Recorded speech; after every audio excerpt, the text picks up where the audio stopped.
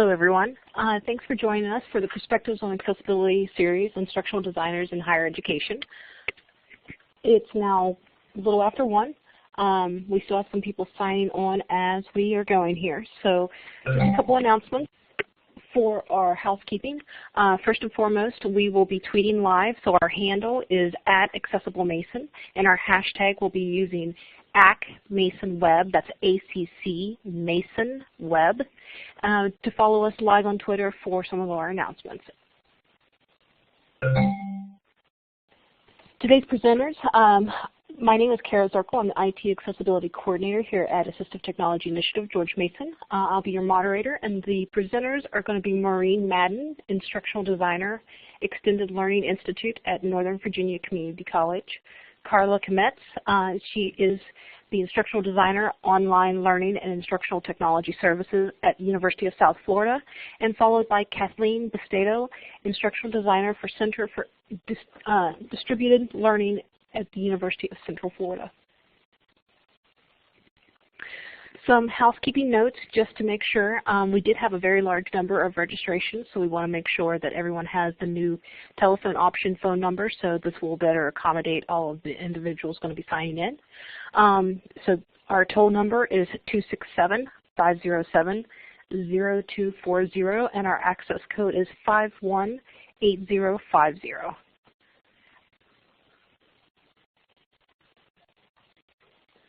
Any individuals having any problems, we do have a troubleshooting link that will be support.blackboard.gmu.edu. And if anyone is going to be using a screen reader or voice recognition software, we do have some information for accessibility located at accessibilityonline.org/accessibility. Troubleshooting information, again, is support.blackboardcollaborate.com for any first-time users out there. And we just want to make some acknowledgments. We want to thank all the presenters for taking some time out to be able to provide us some useful information here, as well as the Great Lakes ADA Center.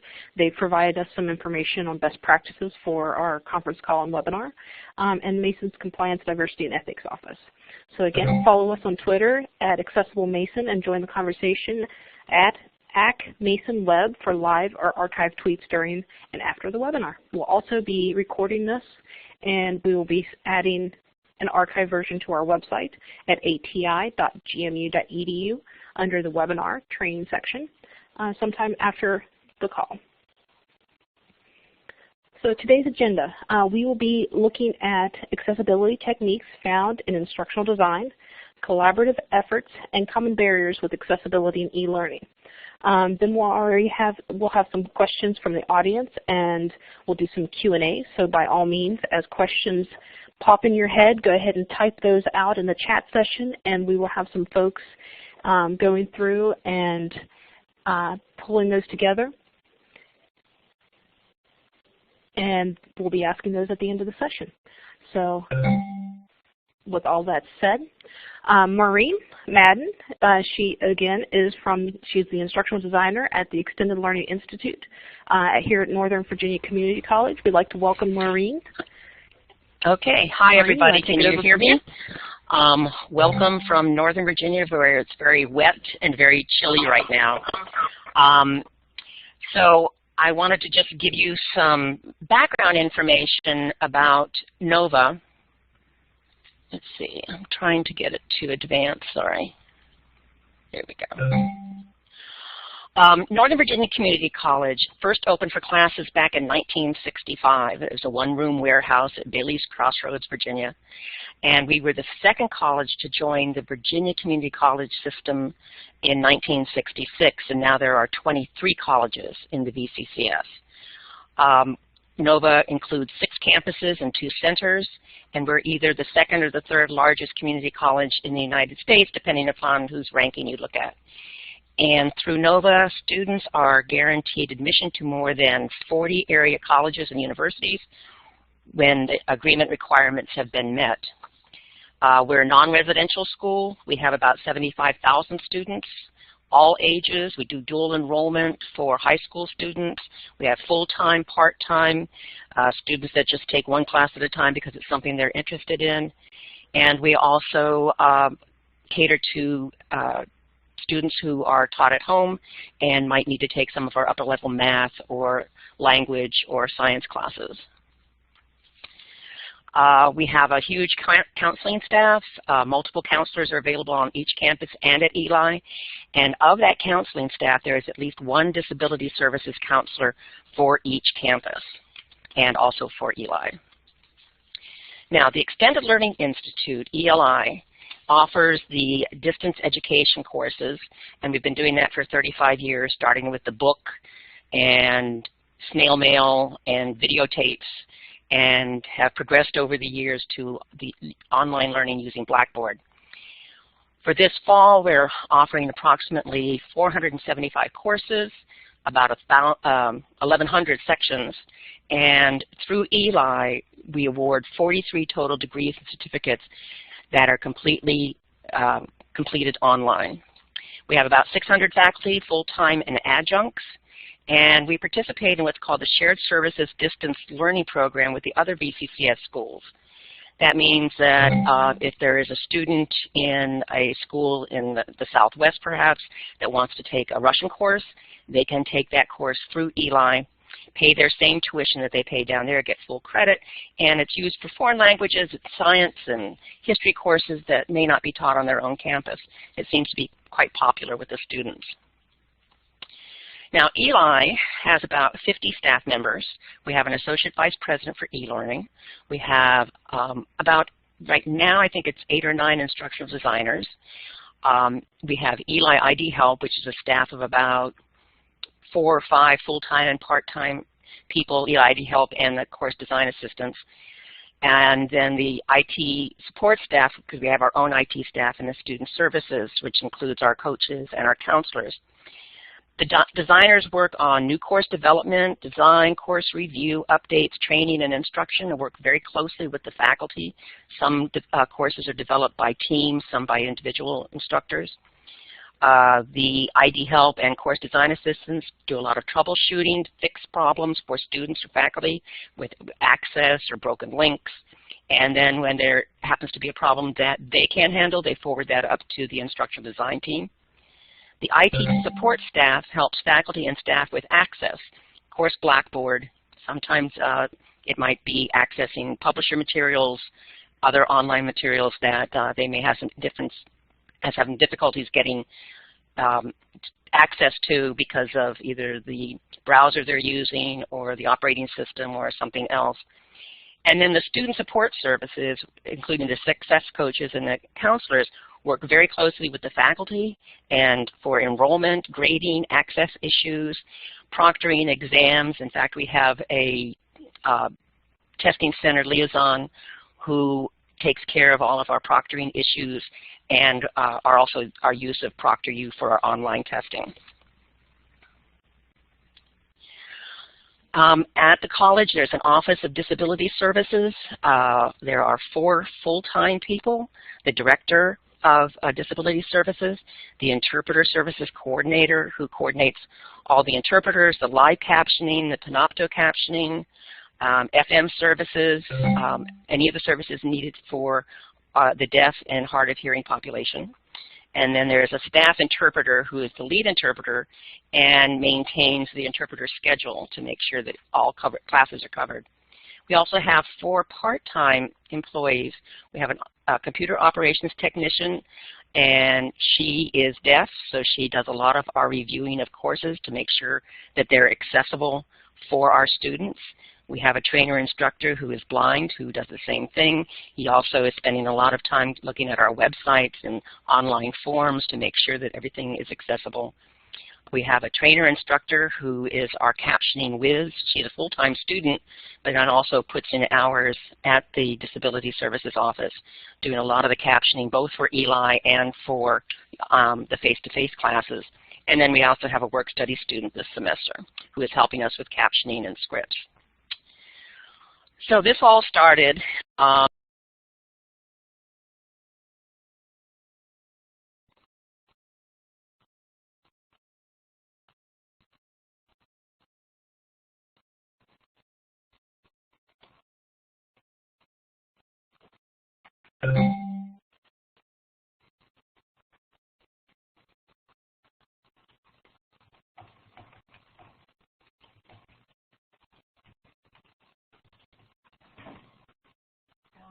Yes.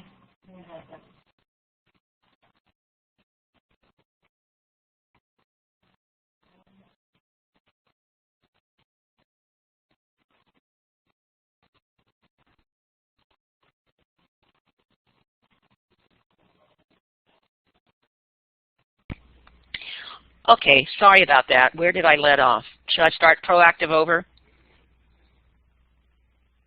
Can you hear me now? Yes, please. Yes. Okay. Okay, so getting back to proactive. Sorry, Yes, Marie. I leaned on a button. I'll keep that away from me now. So back in January of 2014, this year, I was put on a special assignment, a 2-year assignment that can be and probably will be extended to review all 400 and some odd ELI courses for accessibility. And that's a matter of checking all the links and all video and audio files, make sure that things have transcripts, that they open properly, that they are designated properly using text instead of just the URL. Images are alt text, and tables that are used are appropriately labeled, so all of the material can be read by a screen reader and accessed by a student who happens to be hard of hearing or deaf. So I spent the first couple of months doing a lot of research. I attended a lot of webinars and a few conferences, looked at a lot of online resources, attended a couple of MOOCs, joined a few listservs, and installed some hardware and some software, and so I could test different products out, and then looked at a lot of publisher sites to see what they listed as their accessibility, and actually questioning some of them about that accessibility to see if it was really what they thought it should be, or what I thought it should be, and maybe it wasn't. Did a lot of collaboration, started working very closely with the Office of Disability Services, and we started looking at courses as students were enrolling in them to look at their accessibility, to make sure that everything would work for the students that were enrolled. I also joined what's called the Disability Services Working Group, which meets once a month. Every campus has a representative, the campus counselor who's in charge of disability. There's some administrative faculty, and we talk about processes and procedures, and we make a lot of decisions trying to get the word out about accessibility and disability and accommodation. Our TV station uses DocSoft for captioning a lot of the videos that are made by the TV station, and so I needed to get some training in that to look at some of the videos that our faculty have made that need to have their captions updated. And then just did a lot of sharing. Met with the instructional design team, started creating processes and procedures, held some workshops. I did a workshop on universal instructional design with a couple of my colleagues from the Disability Services Office, learned how to use Camtasia for captioning and then shared that information with colleagues. Created some information about captioning YouTube videos, trying to convince everyone to please go and look at the captioning because it's not accurate, and started creating some documents for making accessible Word, PDF documents, PowerPoint presentations, and so forth. And did a lot of these tutorials in both print and video, and just did a lot of talking, and selling, and really pushing the idea out there that this is something that it not only needs to be done, but it's the right thing to do, and it's be so helpful for everyone. But then came the reactive piece, and that has actually taken over most of the job that I've been doing with the disability services people. ELI students need accommodations, and they will contact either the Office of Disability Services, their counselor, instructors, or our student support services here at ELI. Often what happens is a student will contact Disability Services when they have enrolled in a course and need either an interpreter or the CART system in a face-to-face course. And when they do that, then they also happen to mention that they're enrolled in an ELI course.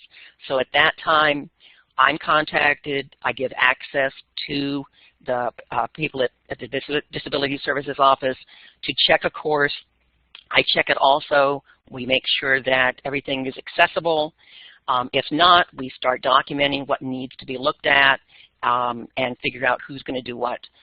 Counselors are often, and the instructors and support services are often contacted when there are testing issues.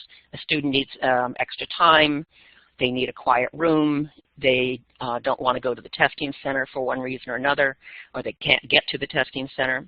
And so we need to make accommodations within Blackboard for testing. And that seems to be most often the times that those students will contact the counselors and the instructors. We find that the most proactive students are the students who are deaf or hard of hearing, and then the other students often try to get by until they need help, and then we have to react immediately to that. And luckily we do have that testing center liaison here at ELI who handles a lot of the questions about accessibility for the tests, either making sure there are print copies of the online exams and large copies of print exams, setting up ProctorU for the at-home testing, and extended time for the online exams also. So we do a lot of captioning and transcripts because the largest population that we serve here is the deaf and hard of hearing population. So as we all know, YouTube's automatic captioning is hardly what you can call captioning. And so a lot of faculty like to use YouTube videos, whether they happen to be their own or someone else's, and those need to either have the, either have the automatic captioning edited or create a transcript. If the YouTube video happens to be owned by a faculty member, that's fairly easy. We're able to often get access to their account, fix the automatic captioning for them, and it's done. But if the YouTube video belongs to someone else, then we need to try to get in touch with that person and see if there is a way we can have access to it, get permission to download it, or else we just have to create a transcript and post that in the Blackboard site. Same thing with videos. We have a lot of faculty who will create their own videos. We are begging and pleading them to now use scripts when they are creating these videos, because that gives us something to start with when we have to caption them or create a transcript. And most of them are being very accommodating with that. We have found that all of this takes a lot of time, that it usually takes about 10 or 15 minutes to transcribe and edit a 3-minute video or podcast. But to caption something, it's 15 to 30 minutes to transcribe, edit, sync, and timestamp that 3-minute video. And we use SWANK, S-W-A-N-K, as a way of streaming popular videos. And we have told SWANK that we will only use videos that have captioning. So they are adding more and more of caption videos to their library. So that's worked out very nicely for us. We have found that some of the videos, even the ones that our own faculty have created, that they're very long, 30 to 60 minutes, rather than the shorter bites, and that sometimes the quality is questionable. Sometimes the vocabulary is very challenging. It might be for a science class, or we recently did transcribed a video on the Iliad and have to open another resource to make sure that we're spelling the words and the names accurately. So it takes a lot of time. But it's worth it because it's good for all populations, as we know. It's good for not just the deaf or hard of hearing or the blind population, but also the non-native speakers who are struggling, or anyone struggling with the English language, any of our aging population, and then also those that are unfamiliar with the vocabulary or the terminology or the subject matter. So our progress since March, when we really hit the ground running doing all of this work. The Office of Disability Services and ELI have reviewed more than 25 courses, but that is only 19% of all the courses taught through ELI, so we've still got a lot of work to do. We've identified over 300 videos and podcasts that needed to have transcripts or captioning, and most of those have been, I would say about 70% of those have been completed, and we've spent over 1,700 minutes on that. We spent over 147, I'm sorry, the length of all the videos and the podcast was over 1,700 minutes. We spent over 147 hours completing captioning and transcripts. And we've also created multiple tutorials that we mentioned, as I mentioned before. It's all done in-house. So we beg, borrow, and steal people, resources, time, wherever we can get someone to help. We pull them into our family and get them working on it. And there's still a whole lot more to do. So I hope I've given you sort of a very broad overview of what's happening here at ELI and at Northern Virginia Community College in cooperation with the Office of Disability Services. And now we will hear from someone else. Thank you.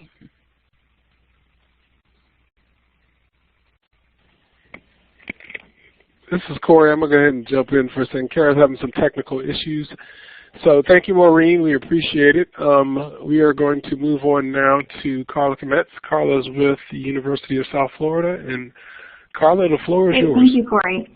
Hi, everyone. This is Carla Kmetz. I am with the University of South Florida. I am located at our St. Petersburg branch, which is also a separately accredited institution in itself. And I am going to give you first a little bit of a background about the resources that we have available and the information about our university, just to give you some perspective as to how we're able to implement some of these things that we've got going. So we are a small institution. USF as a system is extremely large, but just USF St. Petersburg has under 6,500 students. We do have about 350 faculty, and that includes our adjuncts. We're currently using Canvas by Instructure as our LMS, and you'll see how that's come into play with some of the issues that we've been having a little bit later. We were previously a Blackboard institution. In terms of our online offerings, we have 2 fully online master's programs, one in digital journalism and design and one in our Master's of Business Administration. And we have 2 fully online graduate certificates. But other than that, our other offerings, we offer about 23% of our student earned credit hours are online courses in the fall and the spring, and about 50% of our student credit hours are online in the summer. Our students do pay a distance learning fee of $50 extra per credit hour if the course is online. And that can just give you some perspective as to what resources we have to draw from when we start to implement some of these accessibility initiatives that we've started. And to give you a little bit of a perspective about our department, the Online Learning and Instructional Technology Services Department, we currently have 3 instructional designers and a video production specialist and a professional development trainer.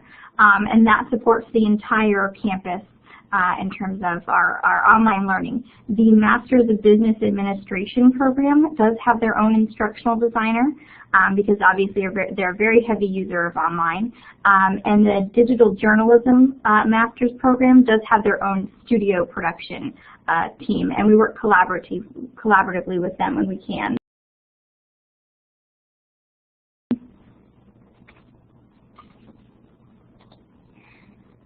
To give you an idea of what our course development team looks like, it's typically just one instructional designer paired with the faculty instructor who's developing the course. And this could be a new course or a course refinement. I know at some other institutions there are other members of the team such as media specialists, programmers, copyright specialists. But in terms of, in our department, the instructional designer is really responsible for the course design, any sort of media or audiovisual development, ensuring that we're staying within copyright restrictions, structuring the course within our learning management system, making sure that the course is accessible, providing any tech support, and then helping the faculty through the Quality Matters process, and I'll touch on that in just a moment. And the faculty instructor shares a lot of those same responsibilities, with obviously a very heavy responsibility in terms of being the subject matter expert and developing any sort of content. We do have some additional supports. Each of the instructional designers on our team sort of has their own specialization. Mine is a strong background in accessibility, whereas we have others who are very strong with programming and media development.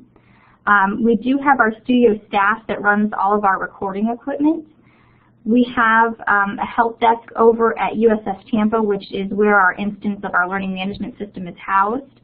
And we do offer quite an extensive amount of professional development for our faculty so that we can build the capacity for them to be able to upkeep their course, because obviously we have a very small team here, and so helping them be able to take care of some of the minor things themselves will help them get things out of the way rather quickly. So a little bit about how I was brought into USF St. Petersburg. When I was brought on board, they were very focused on providing accommodations to students in a reactive manner, just as Maureen was mentioning. And I was brought on board at the time when they had a student with a hearing impairment enrolled in 4 online courses, and everyone was sort of like, oh my gosh, what do we do? How do we get closed captioning into these courses in a timely manner? And so we decided as a team to take a proactive approach. And so we started developing some initiatives across the campus and some partnerships. The first was we established a distance learning accessibility committee. We brought on board stakeholders from each of the colleges. These are faculty members. We also brought on board the director of our Student Disability Services Office, as well as myself representing our online learning department. And the focus of the committee was to conduct research institutionally to improve the online learning experience for students with disabilities. Some recent work that we've done is we ran a study of a course with closed captioning and offering the same course without closed captioning, and unless the student, of course, was in the course and needed closed captioning. But we wanted to see if there was a benefit to having closed captioning for all students in the course, not just students with disabilities. And we did find that many students found this to be a beneficial aspect of the course, whether it assisted students who were speakers of other languages, students who needed assistance with note-taking. One of the courses was a law course, and so it was really helpful in deciphering some of the terminology. And so that actually led to us establishing or working on establishing a procedure to close caption all of our courses as we release them, so that we don't have to go back and provide that reactive closed captioning accommodation. We also developed an accessibility checklist, and this is geared towards instructional designers as well as faculty members who can sort of take this online checklist and compare it with their course. And it covers things such as technology accessibility, universal design, any media elements, audio, video, and it asks them if they have these elements within their course. And as they check things off, it prepares a list of tutorials or further information for them to then go ahead and implement some more accessibility features into their course based on what they have. Because we do have a challenge. Not all of our faculty who teach online have to go through our department. So we really wanted to make sure we were building some resources that were supporting of those faculty members who are tackling this on their own. In terms of our course design and how our instructional designers design with accessibility in mind, we implement the Quality Matters rubric, and the Quality Matters rubric is part of the Quality Matters program, and that is a nationally recognized design rubric, and it has a set of 8 standards, one of which is accessibility. And in the accessibility standard, the rubric really emphasizes the WCAG guidelines for accessibility, as well as universal design for learning. And so we've sort of brought this into our design process in terms of what we make sure we implement with each course. Is we make sure that we're now moving forward with closed captioning all media elements within our course. The procedure for that is in progress. We are partnering with 3Play Media, which is our vendor in terms of who's providing the closed captioning, and it's actually a pretty simple process. Once we have the videos completely edited, we do upload the video to 3Play Media, and within 4 days turnaround time, they get us back the closed captioning file so that we can connect the two within our learning management system. But certainly if our faculty have prepared a script to record their video from, we can do that in-house. And a lot of faculty do prefer to do that, so we do make that recommendation before we start recording. We recommend that they do a script if that's something that they're comfortable with. We also work on the web accessibility, the technology accessibility aspect of the course, make sure that everything in terms of materials that are uploaded, like documents such as PowerPoints, Word documents, PDFs, make sure that all those are tagged and accessible. We make sure that any sort of interactive learning object that we develop, such as storylines, Adobe Captivate, anything we create that's an interactive element for the course, is accessible or has an accessible alternative. And we also make sure that anything going into the learning management system, as well as the structure of the learning management system, is universally designed. So it's taking students through the least distracted way by building modules and sequential elements so that they know exactly where they need to be at all times. And we do advise faculty in terms of building universal design into their course. So providing content in a variety of ways for students to interact with it, providing a variety of ways of representing the information, and making sure that we're building up the skills that the students need to meet the needs of the assessment within the course. In terms of collaboration on our campus, other than the Distance Learning Accessibility Committee, we do work with our Student Disability Services Office very, very frequently. We work with them to help faculty provide the most common accommodations within our online learning program, and typically that is closed captioning. And so that is where we do pull from that DL fee that I mentioned earlier. And then extended time on tests. A lot of students get that accommodation, and a lot of faculty aren't familiar with how to implement it, so we've developed a sort of visual job aid to help faculty implement that accommodation for students. We also take referrals from our Student Disability Services Office for more complex accommodations.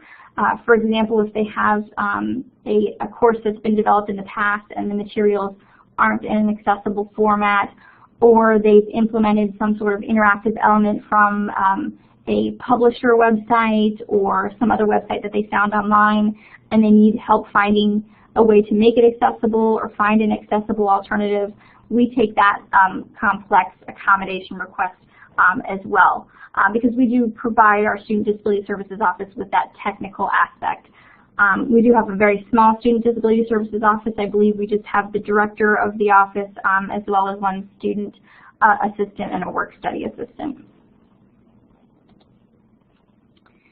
In terms of building capacity on the campus, we really want to reach out again to those people who don't come through our office. We do have a lot of very tech-savvy faculty members here, especially our adjuncts. And so we want to provide them with the resources that they need to be able to build this into the course themselves. So we offer a very comprehensive faculty professional development program. We have anywhere between 3 to 5 trainings per week and open labs throughout the semester.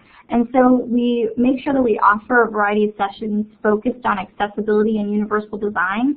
And this can be anywhere from the pedagogical aspects of universal design and teaching online, all the way down to the nitty-gritty of how to make your PowerPoints accessible or how to tag a PDF document that you scanned in. We try to integrate at least the concept of universal design into all of our trainings. especially when we talk about if we've trained on a technology topic and we talk about how you would implement that into your course, and we bring in the concept of universal design to support all students as a way of sort of dissecting what we had just talked about.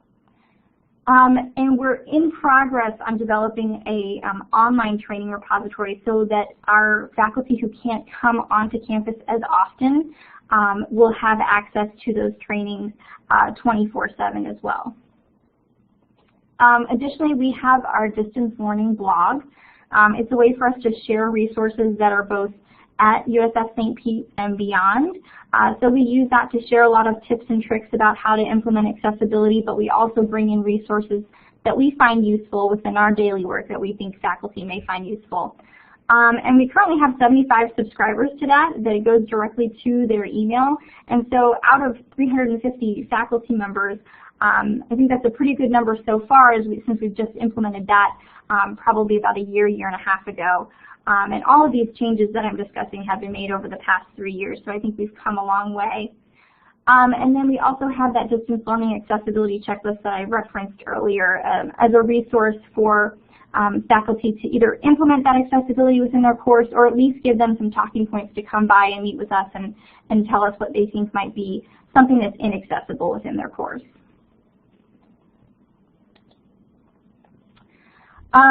And lastly, because we recognize that we've got a long way to go, we just started really taking a proactive approach to this game about 3 years ago. So we wanted to branch out and find other resources to help make sure that we're implementing things well and making it a sustainable program. So we actually just maybe about a year ago reached out to the University of Central Florida, and I'm so excited that you'll be hearing from Kathleen Bastedo next. They have an excellent program there. Their whole online learning department is excellent, but they have a really well-established process for implementing accessibility. And so we reached out to them because we felt, we use the same learning management system. We're implementing a lot of the same procedures. Is there any way we can work together? And so that's been a really helpful relationship to have. And additionally, we've made sure that we've kept up our professional memberships and attended annual meetings and conferences. And some of the ones that we found the most effective were AFN, AHEAD, Quality Matters, and EDUCAUSE. And there's some others out there, but we've really kind of just made sure that we've attended every webinar or every conference that we can go to make sure that we're building this program that would be effective. I wanted to put up some resources for some of the things that I mentioned throughout my discussion. I know this was a really broad overview, but I think these are probably some of the things that would be most helpful to an instructional designer looking for ways to implement accessibility into design or finding ways to implement it into their whole design process. And so I have the Quality Matters website up here. Our distance learning accessibility checklist. This was just recently developed, so we welcome any feedback that you have. The website for our online learning and instructional technology services department, as well as the website to our distance learning blog.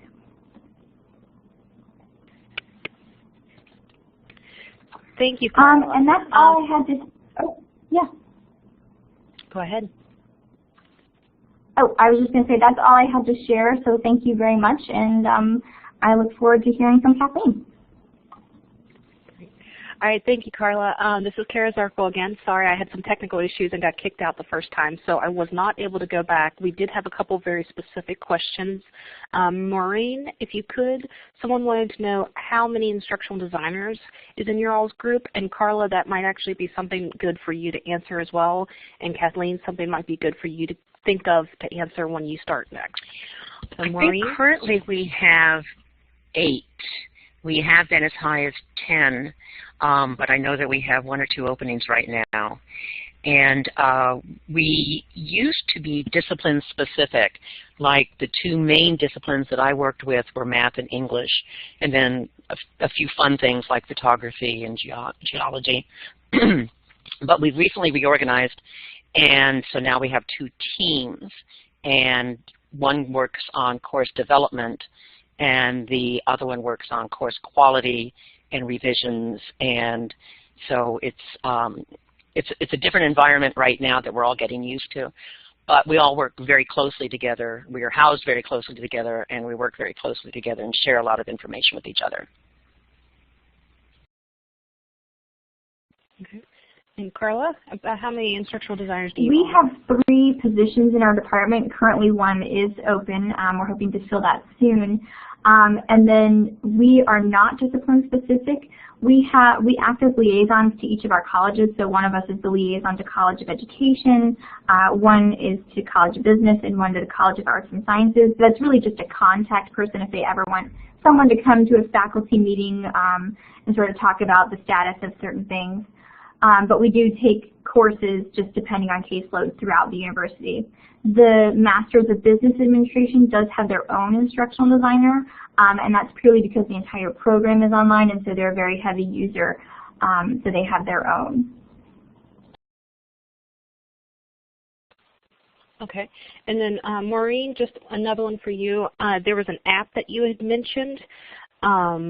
If you would be able to, could you add that into the moderator's chat and let us know about what app you might have been mentioning there, as well as Carla. If you can share the Job 8 information with us, we'll be sending those things out to the rest of the group also. So after that, we'll be moving on to the instructional designer for University of Central Florida, Kathleen. You might want to open up and go ahead and let us know a little bit about how many instructional designers you all have so we can kind of follow along with that process also. I'm ready. All right. Okay, so I am an instructional designer at the University of Central Florida, and my background is as a licensed occupational therapist. I work mostly with students with disabilities, and so early on some of that was related to the computer and making the web accessible. So when I obtained my master's degree, I kind of carried that over into instructional design and had an interest in accessibility. So let's look at UCF. As you know, it's a big university. We have over 60,000 students. 34% of all student credit hours are online. 44 are students with disabilities enrolled in an online class. So that's really big. It used to be almost no one with a disability I'll say deaf, hard of hearing, and blind and low vision didn't take online courses early on, but that's starting to increase. And UCF has been online since 1996. We have, when Section 508 came out, we decided early on that we were going to follow 508, even though it doesn't 100% apply to us. So we've been doing that since 1998. And let me show you our teams, and I'll talk about how many IDs there are. The teams, well, the overall is the Center for Distributed Learning. We have a group of tech rangers, we call them. They do the HTML coding, and they also create programs. We have instructional designers. I think we just hired I think it's 15 instructional designers. So that's where we're up to right now. We have a graphics team. We have a new media team. They create widgets that can be used online, and they integrate with our learning management system. We have a video team. Everything that we create has captions. We have the same issues that other people do when they're created by other people or created by faculty. We also try to encourage that they make scripts as well. And then we have a team called IDEV, or the Instructional Development Team, and they create multimedia type learning objects. And I'm going to talk a little bit more about IDEV in a few minutes. So our department is responsible for all the online learning at UCF. We provide faculty development. We also help produce courses for faculty, although faculty can create their own courses. So we provide support in that area and also in design. And so we're responsible for technical support as well. So as far as students with disabilities, in the face-to-face environment, the accommodations are pretty much in place, probably like it is everywhere. If you need a cart or if you need someone to translate for hearing impaired, that happens automatically. But in the online world, there wasn't a real definite what happens there. So we also, like I said, we noticed there's an increased number of students with disabilities both entering UCF and taking online courses. So there naturally was an increase in online accessibility needs I think about, I don't know, 6 years ago, we would have maybe 3 requests for some kind of accessibility need in online. And the next semester it went up to 33, and it's been going up ever since. So we decided we really, at that time, cases were handled just case by case. Requests were handled on case-by-case basis, but we felt that that needed to change and we needed to get a process going. So we started, well, I can't say that I did, but there was a campus-wide initiative at the senior level of management, and they used to have meetings and try to figure out what to do. That would involve the vice provost, the director of CDL, the head of SDS, and those type of people. And when my coworker and I found out these meetings were going on, we wanted to be involved, and we kind of were annoying and bothered people about it. So that kind of led to, I think, our involvement with student disabilities. So for Center for Distributed Learning, we decided to kind of research what other people were doing for online, which we found at the time there wasn't that much going on. This was about 7 or 8 years ago. And we also, our department is pretty big and we have all those different groups. Well, they were all doing different things and we didn't know what the other people were doing, so we created an overall, we call it the big picture group. So we have representatives from each of our team, and we meet about once a semester and kind of talk about what's going on and what needs to be done, what's been happening. And then we worked with student disabilities and came up with a workflow to address the needs that were like by semester, whoever needed accommodations for that semester. And then I'm going to talk about those a little bit more, and then the provost letter a little bit more in a second here.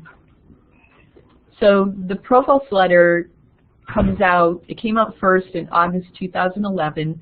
That came about from those meetings of the senior level people. The director of the EEOC decided there should be a letter that goes out to faculty, because part of it, faculty didn't have the knowledge. The information wasn't getting out there that they had to make things accessible. So this letter comes out every fall, and it talks about what the faculty responsibility is, such as, make them ADA compliant.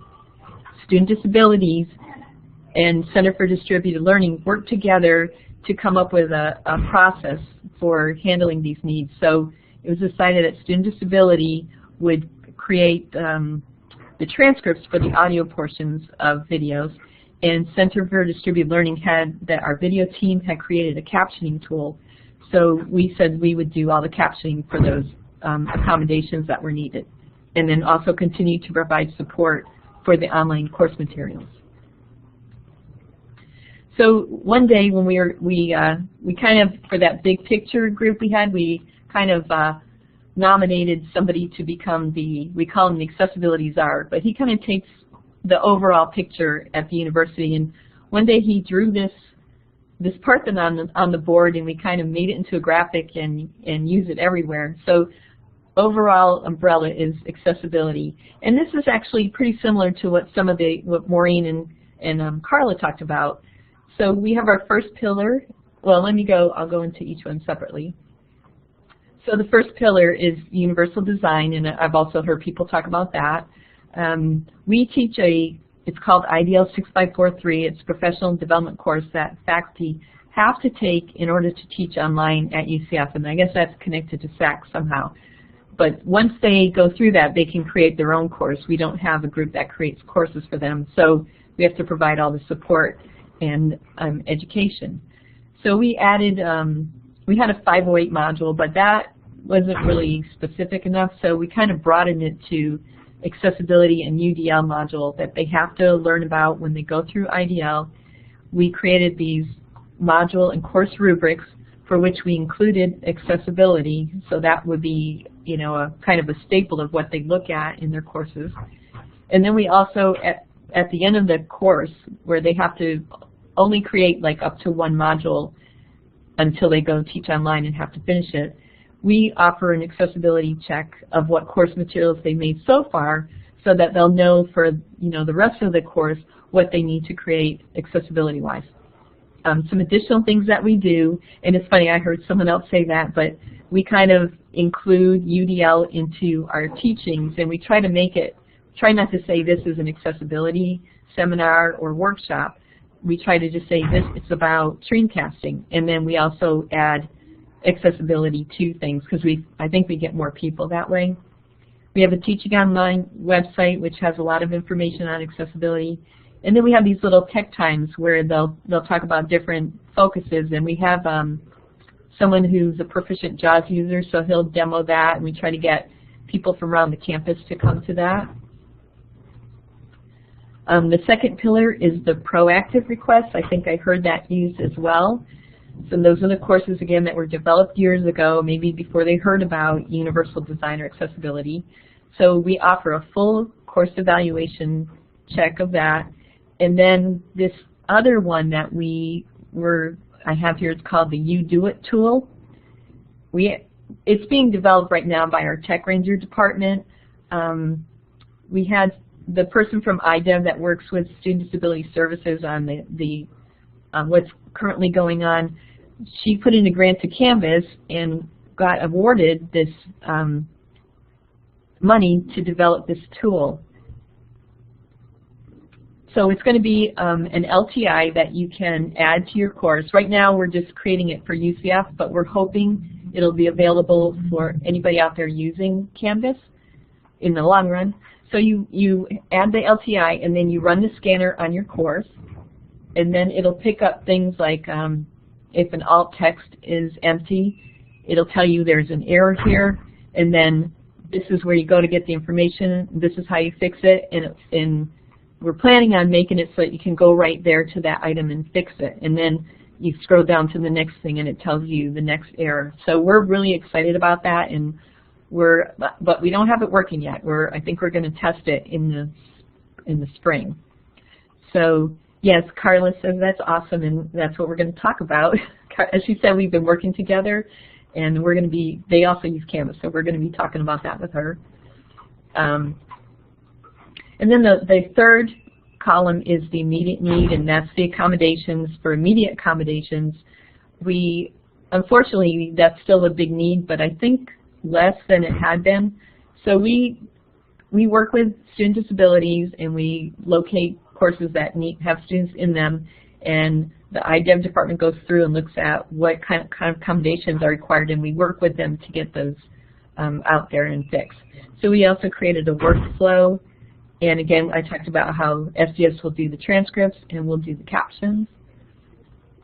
And this is just a picture of the workflow. It's available online so that you can see it, but it just kind of, we had to come up with some steps to go through and go from, like, you know, what department does what and how we work together to get the accommodations done.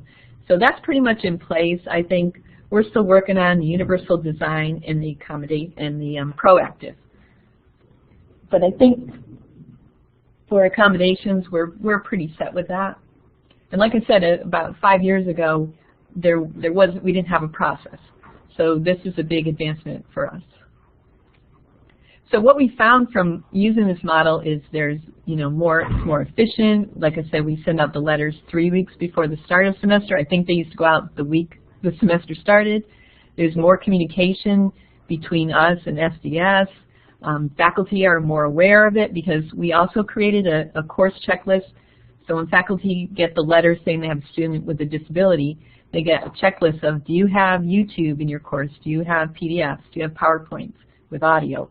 And we have them go through to help them become aware of, these are the things that I have and these are the things that have to be adjusted. So we also have regular meetings with student disabilities and us and other campuses like Faculty Center and offices of Instructional Resources. We meet at least once a semester to try to, you know, see what's going on and see what needs we have to address. The benefits are we can identify potential problem areas before they happen. We're improving our processes, it's improving efficiency, and one of the biggest things is just increasing knowledge for faculty and just our relationship with Student Disability Services. So all that has improved from putting this model into place. So some of the best practices that we've come up with it helps to create a well-designed course. That's what we promote. We're not there yet, obviously, but I think the awareness has improved, and there are more things around campus going on related to accessibility and universal design that talk about creating a well-designed course. We still teach how to make accessible course pages, such as your general alt text, table headers, and bullets. That's all on our Teach site. We also teach how to create accessible media. That's probably, for everybody, been the most difficult thing to keep up with, because as new media comes out, they just put it in the course and don't think about, gee, should it be captioned? Is it accessible for people? So that we have the series, the Faculty Multimedia Workshop Series, where we pick some kind of item like screencasting or something, and not only do we talk about how to do it, but we talk about how to make it accessible. We kind of sneak that in there. And that really has made a big difference, I think. We also try to provide as many professional development opportunities that we can. One thing that we discovered was if you provide 30-minute sessions, faculty are more likely to come. We found that 60 minutes was too much, 45 was too much, 15 not enough, but 30 minutes, faculty can usually spare that. So that's been very successful. These are our resources. These are links to the provost letter that I talked about, the accessibility tips page that talks about video, audio. That needs to be updated. There's a lot more we need to add. Creating accessible course content. That's out there for faculty. They learn about that in the professional development classes on our website, as well as documenting formatting guidelines. This is the rubrics that are online for the module course that include accessibility. I think that's Creative Commons. You're welcome to use those or modify them. The faculty seminars in online teaching. There's one that we did on accessibility and how to create accessible materials. That's the Faculty Multimedia Workshop Series I talked about, and the Professional Development Pathways is the last one. I think that's it for those. And I guess we'll take questions. Thank you, Kathleen. So next what we're going to be doing is a round robin with the three panelists talking about common barriers in e-learning and accessibility. So here I'll go ahead and have some questions come out a little bit here and there if you'd like. But with the common barriers in e-learning and accessibility, we would like each group or each panelist to just talk a little bit about what you've seen and where you've been able to work accessibility in, and so on and so forth. So we had continued just the same way we had with our panelists beforehand. But I know that Maureen, you're going to be talking about It Takes a Village, and someone was asking who actually does the transcribing and which is preferred, transcribing or captioning from both of those. Carla, they were looking for a copy of the checklist, which I know that I think you put a URL out there for that, and as well as the job aid. And Kathleen, how large is your staff? How many instructional designers do you have and everything?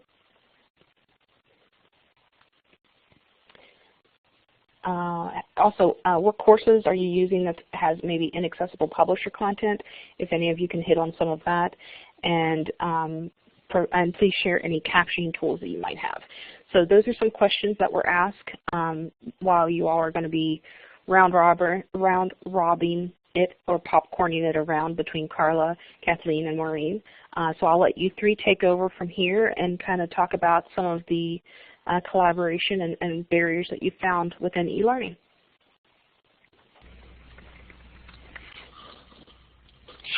Well, this is Maureen. I put up there, It Takes a Village. I know that's, sort of used and overused, but it really does, because there's cooperation that needs to be established between the different departments and the different divisions and the students and the counselors to make sure that everything works for the students. We've got other departments that we have to work with all the time, so we have to have good communication with them. We need to have one goal, which is that the accessibility for the student, and at the time needed, not we're working on that, it'll come to us later. We need to be able to keep track of everything. That's the documentation piece of it, because we get asked, how many minutes have you spent on this? How many videos have you transcribed? How many videos have you captioned? You know, have you looked at this particular publisher? So it's important to document, and we do it by course, which, you know, different things have happened for the findings, and then what the response was to those findings. Our biggest challenge is going to be money, because we don't have any kind of funding to pay for captioning. So someone's question was, who does it? And the answer is me, and also the part-time person at the Office of Disability Services.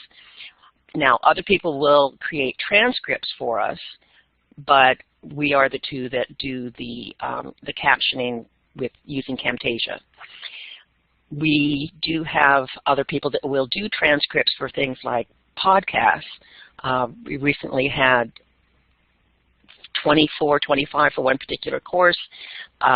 It was old history, old European history, I can't remember now, but it took hours, and luckily we had someone on staff who had a little downtime, and so she took care of that for us. Better to transcribe or to caption? Better to caption, because the captions are right there on the screen. The student can see what's going on the screen at the same time that they're able to read it. If you transcribe something, it's usually in a separate document, it's to the side, so the viewer would have to be looking back and forth to read something and then look back on the screen.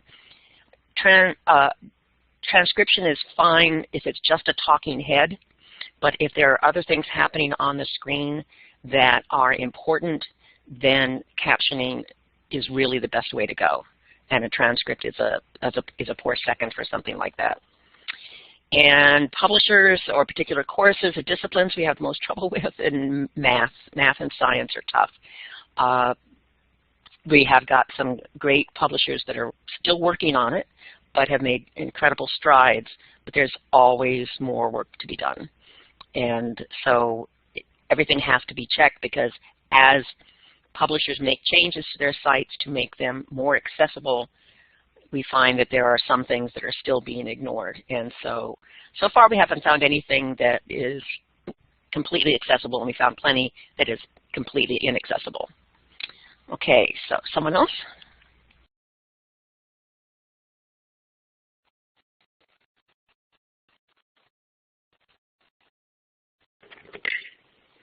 Carla or Kathleen, do you have anything to add to those? I can go. We also do not have money, any additional funding. So if it's an accommodation, we worked it out with student disabilities. But if it's not, then that becomes an issue. And we just try to provide information to faculty on how to do it if they have a GTA or somebody. But we don't have a good process in place for the non-accommodation type of captions. And I think some of the barriers, we do try to collaborate with faculty, but some barriers are, they'll just say, like as far as the proactive approach, they'll say, well, if I get someone with a hearing impairment, I'll just take all the YouTube videos out. And it's like, why would you do that? So they haven't, we try to also teach them to go out and look for YouTubes that have captioning. If you have a way, you know, if you don't own it, it is more difficult, but for accommodations, we have provide transcripts for those, and the students say that actually has helped a lot, even though we can't add the captions ourselves. Let me see. Oh, I wanted to mention that we do have 15 instructional designers, and we have our department has grown from about 20 to 68, almost 70 people over the last 8 years. So it's a pretty big department.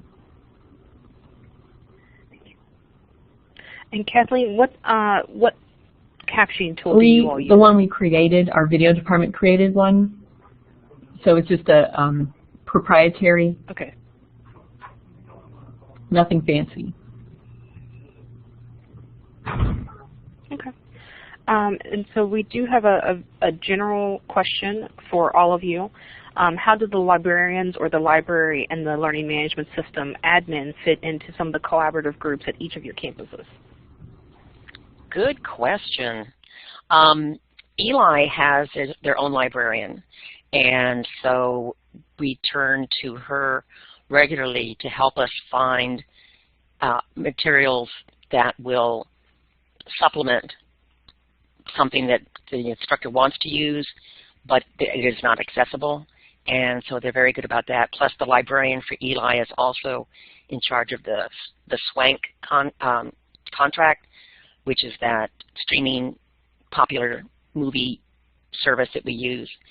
The campus librarians are also very helpful for the faculty that are on campus, and they also will help look for accessible materials and do what they can to make life easier for the instructors. But yeah, the librarians are very vital. As far as the Blackboard administrator, if we run into problems, if we have questions, they, we can funnel them through those people.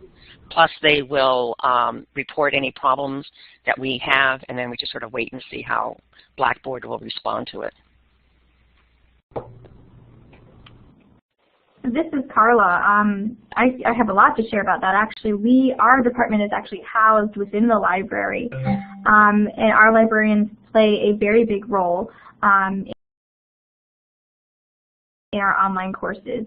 Our faculty have the opportunity to work with their librarian to develop library guides that are online to help students with specific research projects or link any other sort of reference materials that the students would need. We work really closely actually with our library in Tampa as well.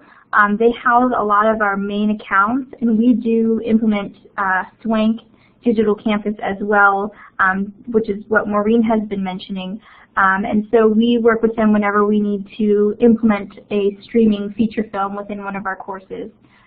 And we do have a librarian who is part-time dedicated solely to online learning, and he assists with a lot of our professional development around things like copyright, and he also helps our faculty when they walk in, and all of our instructional designers currently have something going on, so we can't help them immediately, so he offers backup in that department as well. In terms of our LMS administrator, on our campus there are two of us who have sort of a raised level of access, almost administrative privileges, so that we can hop into courses on our campus if there's a huge technical problem that needs to be dealt with immediately. But our main learning management system administrator is housed at our Tampa campus. And so that's actually one of the challenges that we have, is sometimes the amount of time it takes to get in touch with that person and get issues resolved. There could have been one less step in that process, and it could have been resolved a lot faster. But for the most part, we actually do work really well with our Tampa campus. All right. We have another question as well.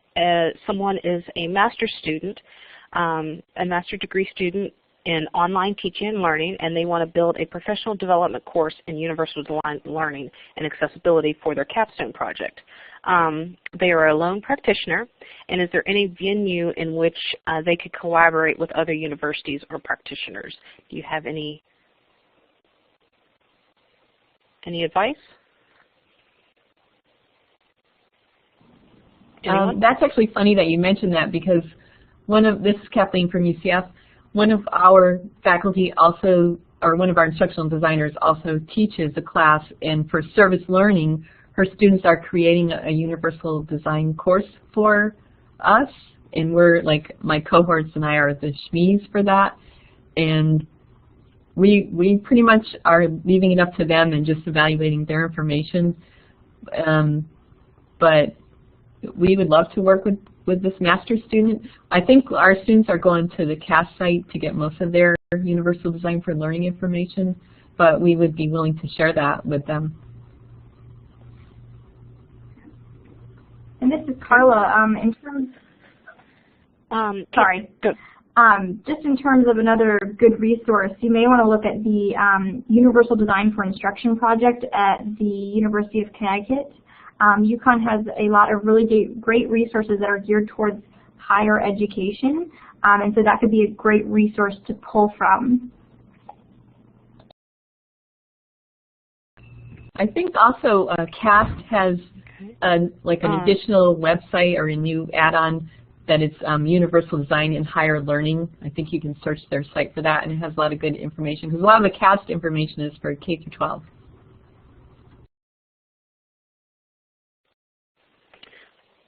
All right. And can the panelists recommend any specific publishers that have the best accessibility track record or best practices that you may find are easier to work with than others? Well, we've been working pretty closely with Pearson in their My Math Lab in particular, but their My Lab products. And they listen, and they do what they can to help. And there's still plenty of room for improvement. But I seem to get a lot more cooperation from them than I do others.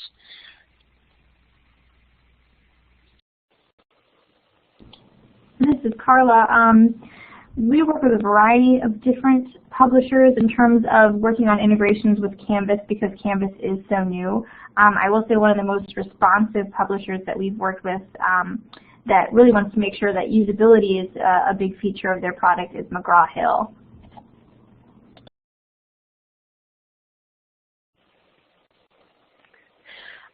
Speaking of Canvas, we have a question of how do you teach faculty to create accessible tables in Canvas?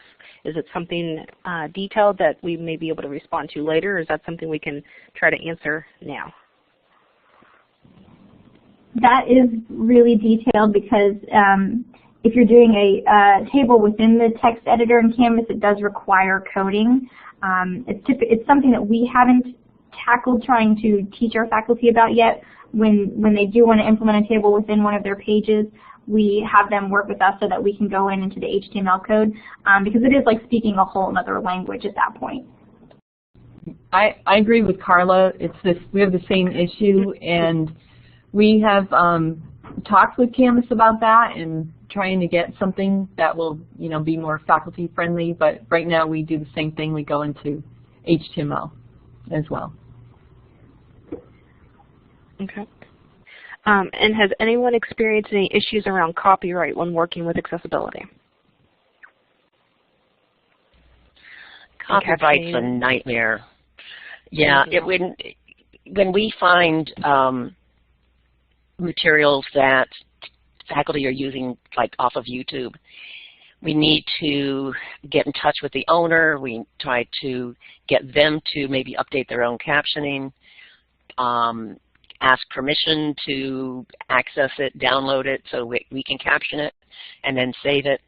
So it's a lot of communication, and that's one of the tasks that we've turned over to the head of interpreter services, that she's got a form letter that she sends out and see what kind of response we can get from the different publishers or individuals who are owners of the materials that we want to use. So, like, it's the same as with anything else, except there's the one extra step to make sure that it's accessible.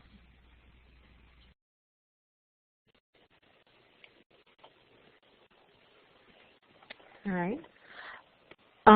Have any of you tried to integrate universal design or accessibility into regular classes, such as the Microsoft Office products or web programming or any other courses that you might see there on campus? This is Carla. We do find that a lot of our faculty members, because they teach both online and face-to-face, will take a lot of the strategies that we use and implement that within their course. A lot of our faculty who teach online, we see use Canvas really heavily as a supplemental tool for their face-to-face courses. And in terms of accessibility and universal design, we can see, and some of them have actually said that they've started thinking in that mindset as they plan out their lessons. I agree with Carla. We have the same kind of thing happening here, where if we have conferenced with a faculty member about accessibility for their online course, they carry it over to their face-to-face course if they are teaching face-to-face. And we find that once a faculty member has had success with making accommodations for a student, making accessible materials, they are our best advocates, and they will go out and chat with other faculty. And that's how we're spreading the word that it's not so hard, it's not something to be afraid of, and it's the right thing to do. And so it's both on campus and online that we're getting a lot of carryover. I have to agree with Maureen and Carla as well. Someone had missed. We're trying to come up with a campus-wide universal design plan, and we're only in the planning stages right now. So if anyone has any ideas, we're open.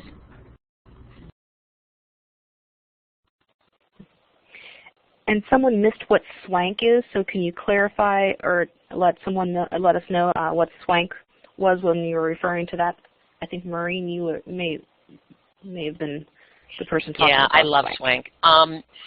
It is a streaming video company, and it's mostly popular videos, films, and perhaps some documentaries. Lots of schools use it to show videos on campus for Friday night and popcorn night for residential campuses, but we use it in our online courses so that students can watch a popular video that they might be watching in a face-to-face classroom, but they watch it online, and so they're able to watch it on their own laptop during that class. And the links are protected so that the students only have access to it while they still have access to that Blackboard site. And so it's and I think I put the link in the chat for SWANK if it's something you want to look into. Okay. Thank you. And do any of you all look at analytics to see how many students end up using the accommodations that have been built into the classroom? Nope, no time. This is Carla. No time. We actually, in what I was referencing earlier, this closed captioning research that we did where we offered one course with and one course without. This most recent iteration we did is we actually tracked the students using the captions, and they had the opportunity to opt in or out. But it tracked how often they were using them, when they were turning them on and off within the video. And we haven't had a chance to analyze those analytics, but according to student self-report, a majority of them are leaving them on and actually finding them really supportive, whereas a majority of the students in the class don't actually have a registered disability. Okay. I know that Pearson was mentioned earlier. We have a question of if you've had any success in navigating the graphics in My Math Lab for blind students. That's one of the weakest points, is the alt text and the image descriptions. And so that's one of the pieces that we're working on, slowly but surely, but not successful yet. Okay. And just so everyone knows too, we also have a direct contact for Pearson Accessibility and McGraw-Hill Accessibility here at Mason that we work with. So if anyone is interested in that information too, let us know. We can also share that with not only the panelists here, but also those who are attending also. Another question is, I know we use Common Look, but someone is asking if anyone else has tried Common Look for creating accessible documents. Nope, not me. Common Look from NetCentric. No, I've never heard of it. No. Anyone else?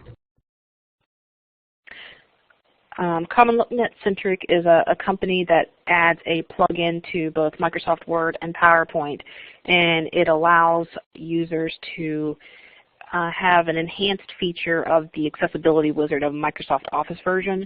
That is this built-in feature that is a wizard that walks everyone through that document to help them incorporate the accessibility. So instead of having to learn to right-click, go to Alt-Tag, text description, and type something in for an image, it automatically finds that image and pops up right there and then asks you what it is, or if it's going to be an image that can be thrown in the background because there's no particular information that's important, and so on and so forth. And it does this with tables and headings and the tab order and everything else.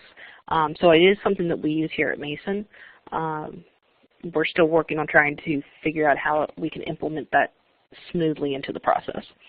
But there was a follow-up question with the SWANK. Is it used for live streaming? No, it's not used for live streaming. It's just video streaming.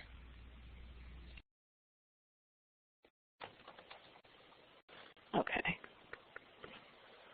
All right. Do we have any other questions or anything going on? I know that we've had a lot of folks asking some great questions here and things, and I think I've asked everything that's come through so far. We will have an archived webinar with the PowerPoints that have been submitted by our panelists, and this will all be located on our ati.gmu.edu training website under webinars. Also, you can also check us out on Twitter at AccessibleMason to see the tweets that have been used throughout the conference. And we'll also be going to present another webinar, at least one more, I think in the spring, maybe another one in the summer or fall. We're not sure about all of those exact dates yet, so look forward to more webinars coming up. But does anyone else have any other questions? We still have about 5 minutes or so.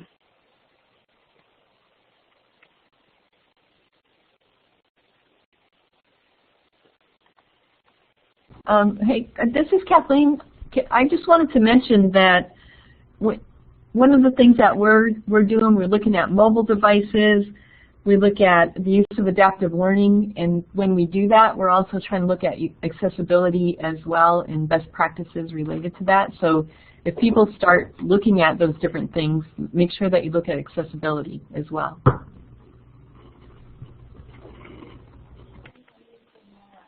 Has anyone used Amara? I have not, but if you're using the Canvas Learning Management System, that's one of the tools that they recommend for creating your own timestamp closed captioning document from your transcript. Okay. And there's another follow-up on Swank. Is Swank an outsourced service or an application that is loaded on a computer/server? Outsourced, you link to when you purchased access to a particular number of videos, and then you have on your own account, you're able to go to that site, you being the instructor or the instructional designer, you find the link for that particular video, and you can either embed it or you can put the link into the course so that then it links directly to that video on their site. Okay. And I know copyright is a tough one. What happens if you try to contact the owner and you don't hear back from the copyright holder? What happens then? Well, what we've been doing is we give enough time, we document all of our attempts, and then if some of the YouTube videos allow for download, and if they do, we will do that and then caption it. If they don't, then we will just create the transcript and put the transcript in the Blackboard course. And that's how we get around it. But we do the very best that we can to get in touch with people.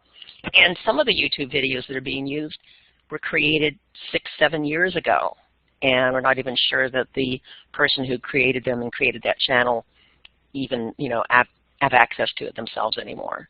So we do the best we can and try to avoid violating copyright wherever we can. Well, avoid the copyright wherever we can. This is Carla, and we follow that very similar process to I know that we've looked at. I just want to put. I know that here Sorry, at go ahead. Mason we've also. Go ahead.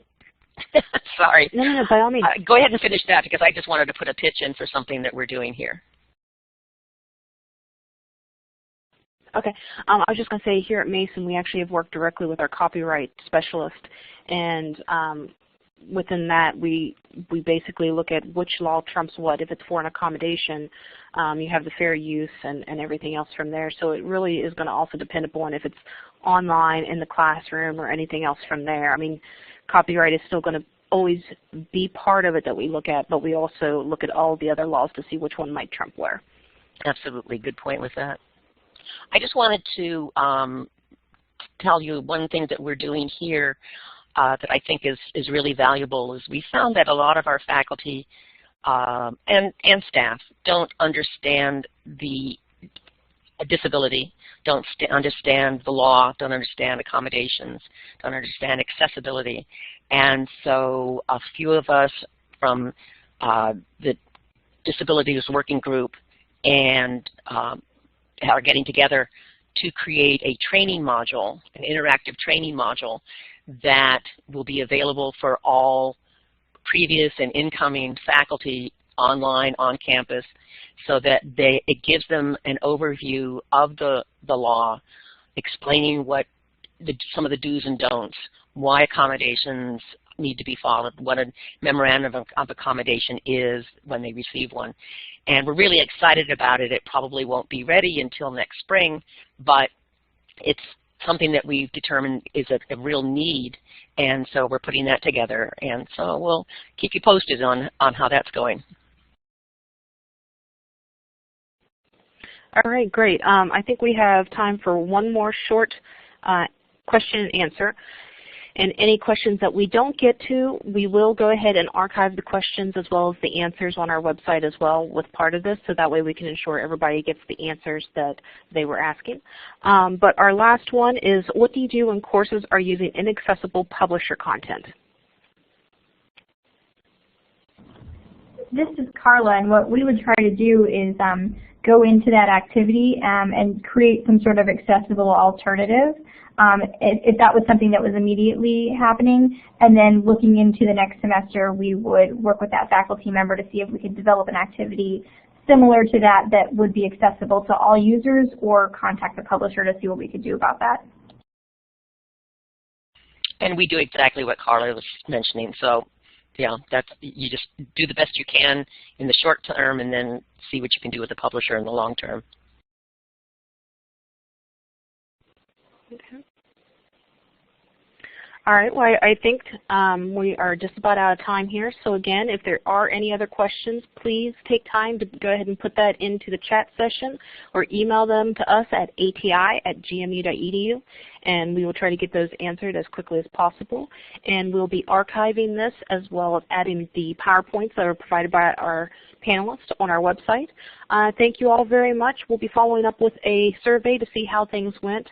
I know we were not expecting quite a large number of registrations, so we had to change a few things and try to send that information out. So if there's anything you can do to help us see how we can do things better, we'd appreciate it. So thank you all so much for your time. Okay, thank you.